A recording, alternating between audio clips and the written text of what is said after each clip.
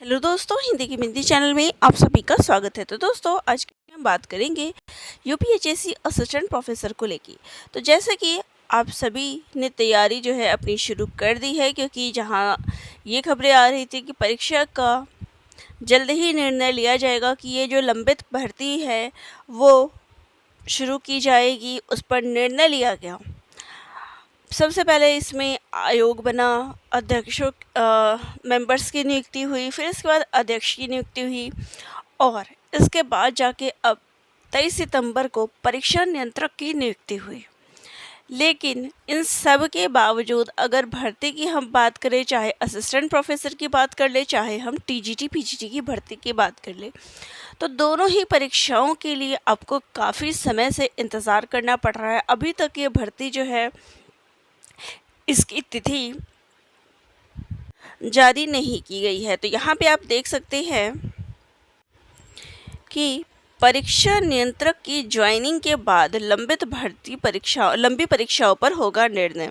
यानी जब तक परीक्षा नियंत्रक जो है वो ज्वाइन नहीं कर लेते, तब तक इन भर्तियों पर कोई भी निर्णय नहीं लिया जाएगा।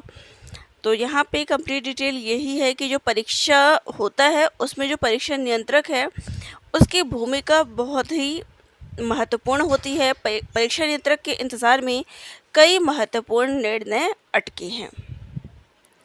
तो परीक्षा नियंत्रक की नियुक्ति के संबंध में 23 सितंबर 2024 को आदेश जो है जारी कर दिया गया था। और यहाँ पर देख सकते हैं कि जो राजश्री टंडन मुक्त विश्वविद्यालय है, इसके परीक्षा नियंत्रक देवेंद्र प्रताप सिंह को शिक्षा सेवा चयन आयोग का परीक्षा नियंत्रक जो है नियुक्त किया गया है। तो मेन जो अगर हम बात करें इन सभी में, तो जब ये नियंत्रक ज्वाइन कर लेंगे तो उसके बाद दो चीज़ों पर निर्णय लिया जाएगा। एक आपकी जो लंबित भर्तियां हैं यानी टीजीटी पीजीटी की और असिस्टेंट प्रोफेसर की, इन भर्तियों पर निर्णय लिया जाएगा। इसके साथ ही जो आयोग को अपना कैलेंडर है वो भी जारी करना है अगले साल का। तो इन सभी चीज़ों पर निर्णय लिया जाना है, लेकिन अभी तक इनकी ज्वाइनिंग नहीं हुई है। और जब तक ये ज्वाइन नहीं कर लेते तब तक इन विषयों पर कोई भी बात नहीं की जाएगी कि कब तक।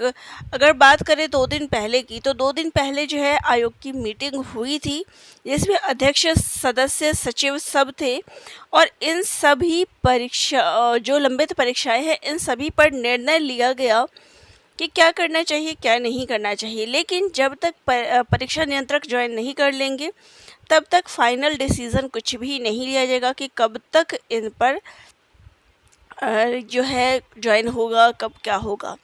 तो यहाँ यही कह सकते हैं कि जब तक आपका ये कंप्लीट डिटेल नहीं होगा, यानी लंबित को और लंबित किया जा रहा है और देर किया जा रहा है। जहाँ पहले बात आ रही थी कि दिसंबर में ये परीक्षा होने की संभावना है, तो यहाँ पर कम ही चांस है कि अभी दिसंबर में आपकी ये परीक्षा हो जाए। अगर नियंत्रक ज्वाइन कर लेते, उसके बाद आगे का प्रोसेस जो है शुरू हो जाता, तो हम कह सकते थे कि दिसंबर में ये परीक्षा हो जाती। लेकिन अब आप देख सकते हैं कि अक्टूबर स्टार्ट हो चुका है और बीच में जो गैप पड़ता है वो आपका एक ही महीना नवंबर का ही पड़ता है।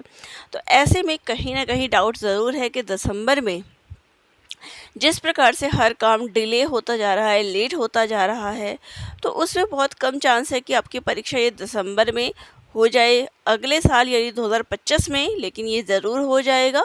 तो चलिए अपनी तैयारी को बनाए रखिए, अपनी तैयारी में लगे रहिए। जब ये सारा काम हो ही चुका है और प्रोसेस में लग ही चुके हैं, तो अब परीक्षा भी आपकी जल्द ही होगी। अब ये जो 2 से 3 महीने का समय है वो आपकी तैयारी का समय है। तो इन 2-3 महीनों में अपनी तैयारी को ज़ोर शोर से कर दीजिए, क्योंकि कॉम्पिटिशन्स आपको पता है कि आजकल परीक्षा का क्या हो गया है। तो इसलिए अपनी तैयारी को अच्छे से कर लीजिए। इन 2-3 महीनों में आपने क्या पहले पढ़ा है वो अब किसी को याद भी नहीं होगा कि क्या चीज़ की अब कर रहे थे, लेकिन अब जो है आप सिलेबस के अकॉर्डिंग पढ़ना शुरू कर दें। और मैं भी इस पर वीडियोस लाने शुरू कर दूंगी, ताकि जो तैयारी हम पहले कर रहे थे वो फिर से कंटिन्यू कर सके। तो जो भी यूपीएचएससी की तैयारी से जुड़ना चाहते हैं चैनल से जुड़ जाइएगा। धन्यवाद।